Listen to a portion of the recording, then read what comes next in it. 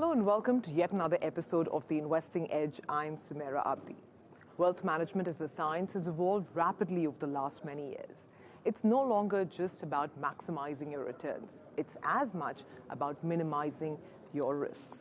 With me, as always, is Feroze Azeez, Deputy CEO of AnandRathi Financial Services. Feroze, a pleasure as always, and thanks very much for joining us this week in Delhi. I want to first begin by talking to you about your two favorite words, market and volatility. And we've really seen volatility pick up over the last few weeks. It was okay to say that don't time the market, but it's becoming increasingly difficult now. There's a good day and a bad day, and you just can't tell the difference. Therefore, in an environment like this, how can a person maximize or optimize the returns from their portfolio? Volatility is not a bad news if you want to use it. Okay, volatility, see, there are different types of products. That's why I actually insist, or at least plead people, be strategic in nature. Don't be transactional, because if I list down all the products, mutual fund, structure product, PMS, AIF, all these are different product categories. There is one product which benefits from volatility. Higher the volatility, better it is. That is structure product. So what we do is, when you actually fit in a strategy, mutual fund hates volatility, PMS hates volatility, stocks hate volatility, structure products love volatility. That's why we call that as Plan B. So Plan A is mutual fund. Plan B, अगर mutual fund ना चले, तो कौन बचाएगा? Structure product बचाएगा. जब structure product अच्छा करेगा, बुरा करेगा, तब mutual fund बचाएगा. So there is a balance. If you bought mutual fund, PMS, stocks, be rest assured all the three hate volatility. Are they complementing products or competing products? They're competing with each other. So point I'm making is, if you have to traverse a path of higher volatility, you should include products which benefit from the volatility. For illustrative purposes, structure product is one product which benefits immensely from volatility. Mutual funds and structure products should be complementing each other rather than competing products. Okay, when a few years back somebody walked up to me and said, my entire portfolio is doing very well. I don't need any advisor. It's actually the reason why he needs an advisor. When everything does well together, be rest assured everything will do badly together. The art of investing is about trying to combine things which complement each other, right? And not do the same thing. So that's how you traverse. So benefit from volatility by using products which benefit from it and have a complementary nature. That's what you mean by strategic. Because one guy helps another guy during his bad times and vice versa. Since we're on the subject of the market, and I've already gotten one of the questions, I want to just read it out to you, Feroze. From Mr. Udit Agarwal, I believe Mr. Agarwal is present with us this evening. So he says, mid-caps and small caps look attractively valued compared to large caps, but investors are lacking confidence to invest in them. So would you suggest at this point increasing allocation to small and mid-caps? And this is something we've also seen in the mutual fund flows. The large cap funds, the multi-cap funds are getting more money, while the mid-cap and the small cap funds, not so much. So is it the time now to start looking at them again? Point one is that, are they cheaper today relatively to where they were 1 year back? So ये जो छोटी कंपनियां थी, वो बहुत महंगी हो गई थी. अब थोड़ी सस्ती हुई हैं. So point one I'm making is, whenever you go, now let me draw up an analogy for you. When you went to a race course, not that I'm promoting that you go to race courses, but I'm just taking up an analogy. So if you went to a race course, there are 3 horses there. If you have to bet on any of the horse, what is the key thing you will see before you start betting? Who is going ahead, who is going behind? Whenever you want to bet and you reach the race course and you want to bet on any of these 3 horses, what should we first check? We should see who is running how much ahead, right? And the distance between the horses will help you decide which horse to bet on. Similarly, always whenever you have to take this decision, whether should I invest in mid cap, large cap, small cap, you have to see the difference between their prices. The difference should be 5 PE. The difference ideally should be how much? 5 कदम का फासला होना चाहिए. Large cap और mid cap में mid cap 5 कदम तक आगे जाए तो कोई चिंता की बात नहीं है. उसकी आदत है 5 कदम आगे जाने की. 1 year back ये 26 कदम आगे चल रहा था. मतलब ये इतना महंगा हो गया था कि 5 कदम की आदत है इसकी, बट 26 कदम आगे चल रहा है. इतना महंगा हो गया है. फिर भी लोग इसको खरीदे जा रहे थे क्योंकि परफॉर्मेंस देख के खरीदते. सब लोग रेयर व्यू मिरर देख के खरीदते. ये फासला देख के खरीदते तो कोई भी कह देता अप्रैल 1, 2018 को ये जो गैप है इतनी अनरियल हो गई है कि वापस 26 कदम से 5 कदम के अंतर पे आ जाएगा. सो मिड कैप मत खरीदो. So point one I'm making is this decision of allocating between these 3 horses, if you have to call them that way, you have to allocate them on the basis of their differential price.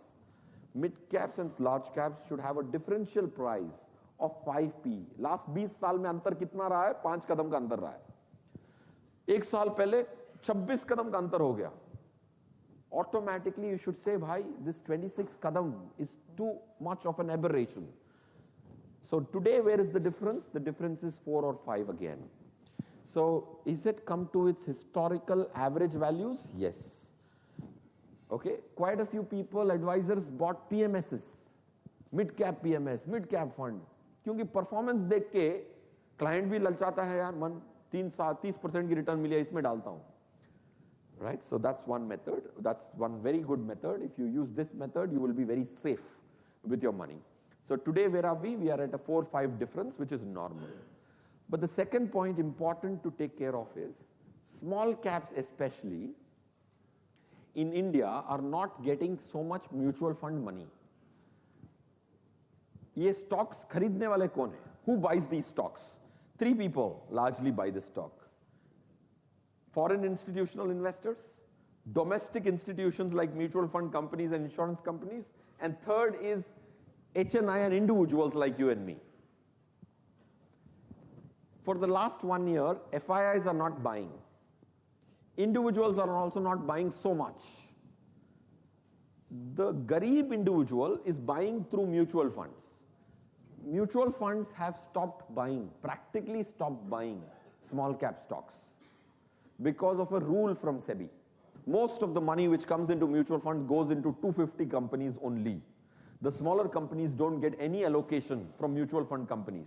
So these stocks, small cap stocks especially, it's going to be very difficult for them to revive because there's no institutional buying happening at all. And that has dried up. So I would be very wary of small cap. Mid cap has become reasonably priced today, so you can definitely consider it. Okay, now I've spent a considerable time in Delhi. Like I must have spent a decade living in Delhi. And I know from experience that everybody here loves their real estate. Now, I'm not even going to ask you if real estate is a good investment because, you know, we've been down that road and a lot of people here have also sort of got that answer, right? Because you've seen the prices fall over the years. My question to you is, people who are overweight in real estate, who have a disproportionate allocation to real estate and are now looking to exit, what is the strategy for them? You know, you're not getting the best prices right now in the market, so what do they do? Firstly, they have to firm up their mind, whether they want it or not. In our opinion, for the last 4-5 years, we have been very negative on real estate because the data was very clearly pointing out that next 4 years, prices going up on the residential real estate is very, very difficult. So if I'm not very clear that I want to get rid of it, in this market, you will never be able to sell it.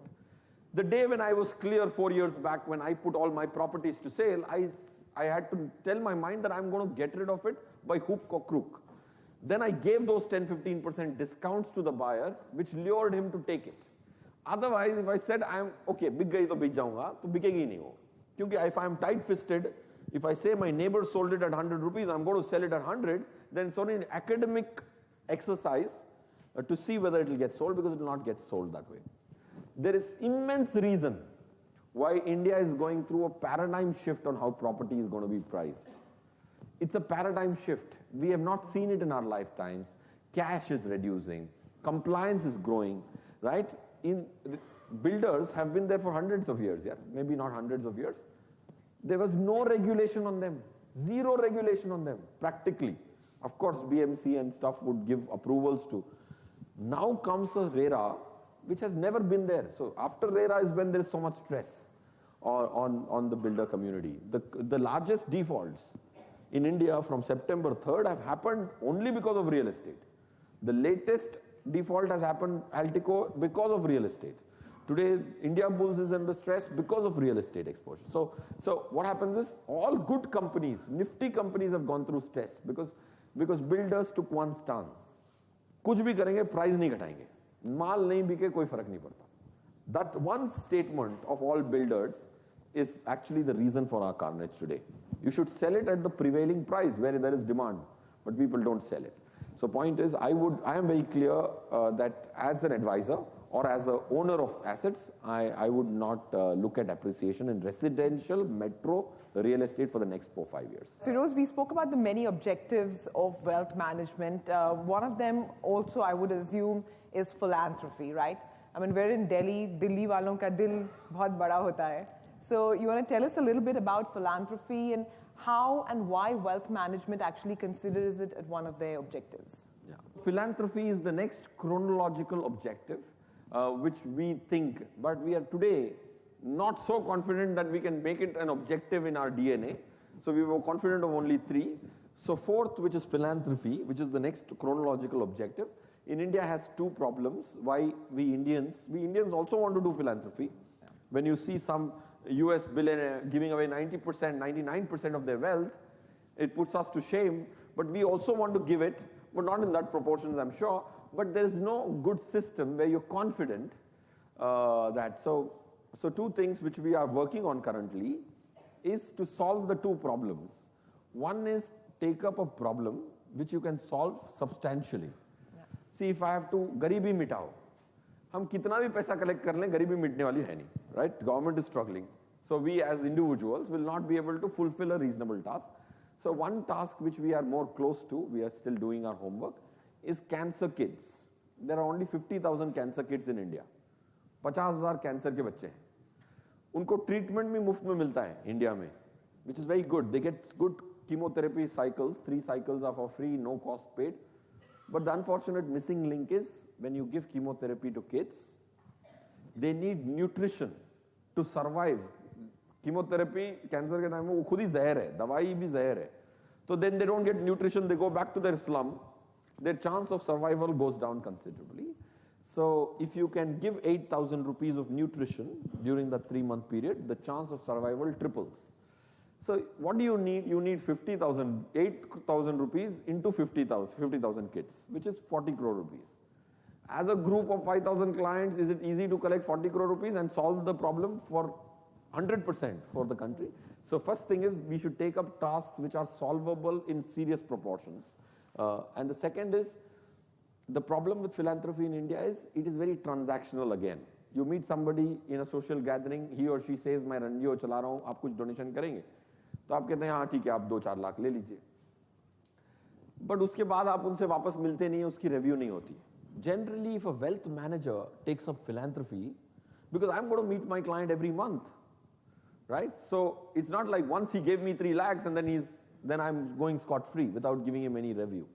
So philanthropy can only be efficiently done if it is relationship-oriented rather than transaction-oriented. On that note, we'll take a very quick break. We'll be right back. Do stay tuned.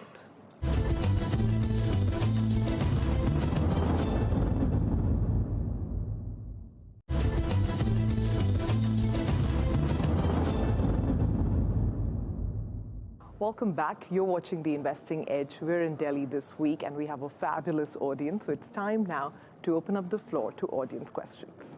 So let's get started with the questions. The first query is from Mr. S.N. Agarwal, who wants to know what is the potential of profitability by investing in unlisted equities. My question is that somebody has suggested me to invest in unlisted companies' equities. So I just wanted to know what is the profitability potential in these stocks? Unlisted stocks, I wouldn't buy. Okay? Why wouldn't I buy? Because my objective is simple. Whenever your objective is simple, the answer to a simple problem should be simple answer. If my objective is 25, then I have no choice but to do flamboyant stuff, right? So always the answer, ये मैं करूं या ना करूं, इसका answer objective में मिलेगा आपको. Objective 14-15% करनी है. Do I need unlisted stocks for it? The answer is no. But then why has unlisted suddenly become so popular? You're not the only person, and I'll tell you the inside story. Okay? Unlisted stocks means क्या है? Unlisted stock का मतलब क्या है? कि जैसे there are companies which are listed, stock share बाजार में उसके प्राइस आप खरीद बेच सकते हैं. Another company which is not listed means share बाजार में वो नहीं है, आप individually खरीद बेच सकते हैं. जैसे प्रॉपर्टी शेयर बाजार में तो नहीं मिलती, एक्सचेंज पे नहीं मिलती, आप एक इंडिविजुअल से मिलते हैं, उससे खरीदते हैं, उसको बेचते हैं. That's unlisted. So unlisted shares are shares of different companies which are not listed. So I think if my objective is 14-15, you don't need them. Point two, why have they become so popular? Because the price is not transparent. And I am telling you, I can give you evidence on this one, but price is not transparent. Mutual fund commissions went down. PMS commissions went down now, are going to go down. जब mutual fund की commission खत्म हो गई ना, तो PMS became super popular. सब लोग PMS बेच रहे हैं क्योंकि 5% की अपफ्रंट कमीशन मिल रही है. 3 सालों में, whenever the mutual fund commissions became 1/3, PMS industry went up 20-fold. 15 साल से कुछ नहीं हुआ PMS इंडस्ट्री में, कमीशन घटते PMS industry became popular. Now today, unlisted stocks are, the price is not known. So if I bought the stock as an AnandRathi, so he buys the shares at 100 and sells it to you 110. So he makes 10% in a single day. Mutual fund में वही 10% बनाने के लिए मुझे 10 साल wait करना पड़ेगा. That's actually the primary reason why it has happened. Okay, and I'm not speaking of, there could be some places where money has been made, but you will, in illiquid situations, you will be wrapped on the knuckles. In good situations, it will do very well because people keep buying it. So I wouldn't buy unlisted stocks for sure, especially when I know the key motivation is not that you love the company. The key motivation is the money you earn as an advisor. So we have time for one final question. So Mr. Kailash Kanuja, the last question from you, sir.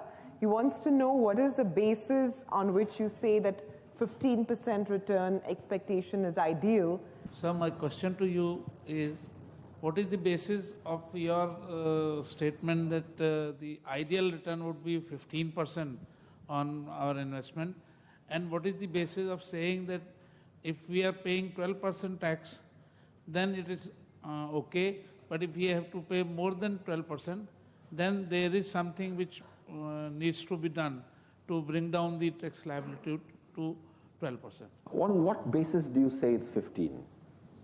See, what is strategy? Strategy is a combination of products. It's a combination of products which work in tandem to increase the chance of an output equal to objective.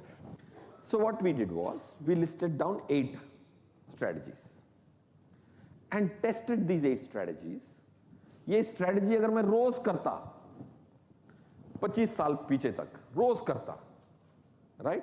तो कितने बार मुझे 15 मिलता और average क्या आती वो check करा जाता है सब 8 का, right? So that in my strategy which I follow, okay, to test that strategy, a person needs 1.79 crores. To test the strategy in entirety, if you test the strategy, if I would check whether ये combination में रोज की रोज बनाता 26 साल तक, जब से Nifty चालू हुई, तो 15.24 की एवरेज रिटर्न आती.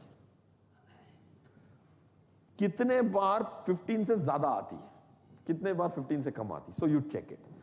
It is not just back testing. Finance books have front testing Future testing. Your strategy can be checked for future. How can it be checked for future, people ask. Again, a Nobel Prize won formula of called Monte Carlo simulation. So Monte Carlo simulation helps you check next 25 years. What are the possible outcomes of my portfolio? Okay, so you check it. Then out of the 8, 8 strategies will be checked for 50 years each. Which is the most efficient? I will pick it up. There are 3 things it needs to solve. It needs to solve for a return of 15. Okay, it needs to solve for a low risk. Risk number in our strategy is 7.5. मतलब 15 plus 7.5, 15 minus 7.5. इसको कहते हैं deviation. 15 plus 7.5, 15 minus 7.5. So it solves for 3 things. So how do you come to a conclusion whether the chance of generating 15% is there is by testing it for the past. Past does not need anything. Future, you need some basis, which is called Monte Carlo simulator. So how do I come to that conclusion that 15.24 average return बनती अगर मैं रोज हर दिन अलग client से मिलके अगर return यही strategy करता तो एवरेज सब क्लाइंटों की रिटर्न निकलती 15.24.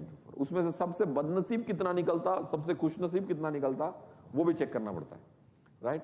बिकॉज एक आदमी का पैसा नहीं ना, खुशनसीब वाला बदनसीब को दे नहीं देगा, और बदनसीब वाला is not going to ask saying that यार you are too lucky, give me some, because it's individual separate. So that's how you come.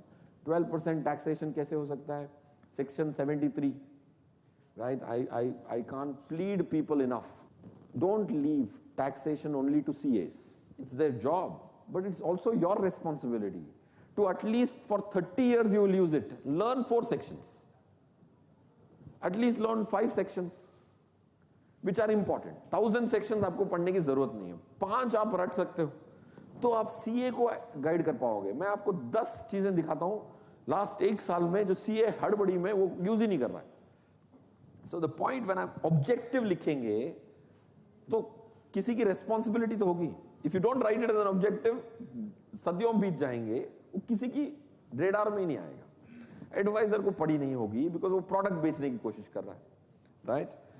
Right. So if you don't ask tough questions to me, to other advisers, to my people, where will you get the best service, right? So there are so much. Section 73 क्या कहता है, section 48 क्या कहता है? I have one client here who might be managing for 14-15 years, 2005. He would have earned triple digit crores. Before 2018, he paid 0 tax. After 2018, I'm saying 12% ka tax. Before 2018, for investments in India, you had to pay 0 tax, legitimately. How? Not only on equity. I'm not speaking of equity. On your gold investment, it would have been 0. On your real estate, it would have been made 0. Equity was 0. That is a known fact. But that 0 could have made gold 0. It could have made real estate 0. It could have made debt funds 0. How? Right? So if you don't know this, that means wealth management has not reached you. Product selling and buying has reached you. And I can't feel more passionate about it, that it needs to, finance needs to reach people than just these rich treasuries who enjoy the benefit of all what has been discovered. On that note, Feroze, thank you very much for joining in for another episode of The Investing Edge. We'll wrap up from New Delhi, but do stay tuned in. Lots more coming up on CNBC TV18.